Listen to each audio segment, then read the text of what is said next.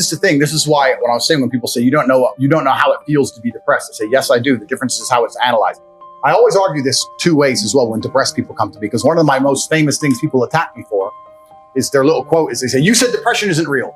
What about the men who kills themselves? You don't care about men's mental health. We've already discussed how I care more about men's mental health than these people who fucking pretend they do. It's the first thing. I didn't say depression isn't real.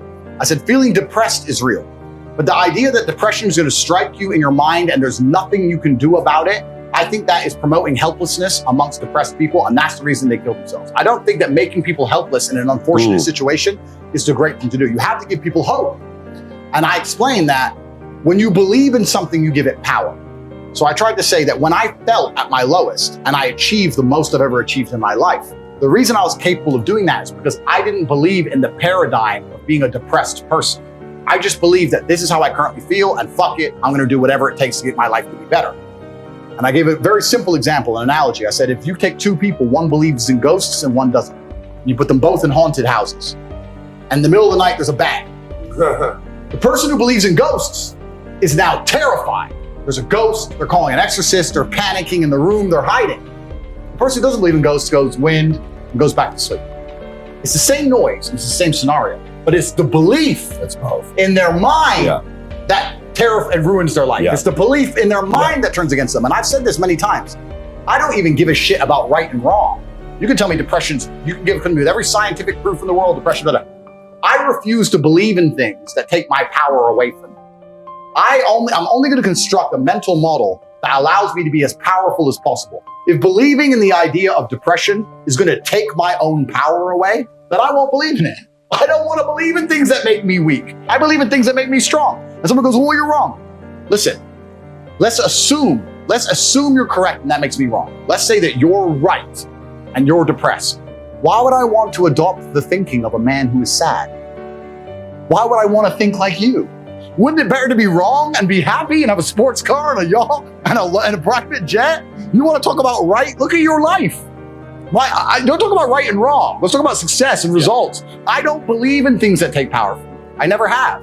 So when people email me and they start saying, I'm depressed. And what's funny is this, I talk to them and they desperately defend the idea of depression. I'm like, my friend, you just told me you're too depressed to be successful and depression has destroyed your life and you lost your girl. I'm telling you that the enemy in your life isn't real. And you're now sending me 10 emails a week trying to convince me that your enemy is a real thing. Why are you sticking up for your enemy? This person, whatever it is, this idea destroyed you and you're putting your energy into defending it. You should be on my team. Whose team are you on here? You want to sit here and convince me? I'm never going to believe you. I'm never going to adopt your thinking because your life is not successful enough for me to emulate. So why don't you try to adopt my way of thinking? Stop defending this. And they're defending it because it's a cure-all excuse. Depression or sadness is a cure-all excuse for men to use for failure. I have failed.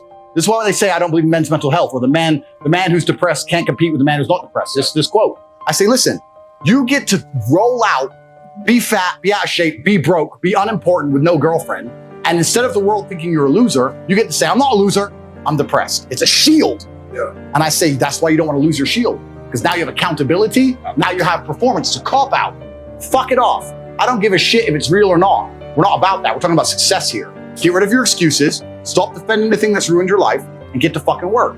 And every time anyone has ever listened to me in history, ever, every single one of them's transformed their lives and messaged me positive messages afterwards. Every single fucking time. That's why I'm antidepressant. Because that pill ain't gonna fix you the way becoming the man you wish you were is gonna fix you.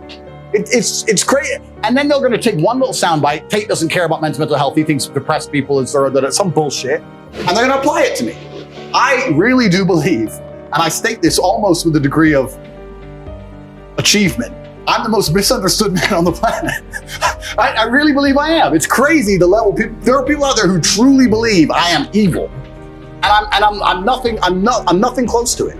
I'm one of the most compassionate people you could possibly meet.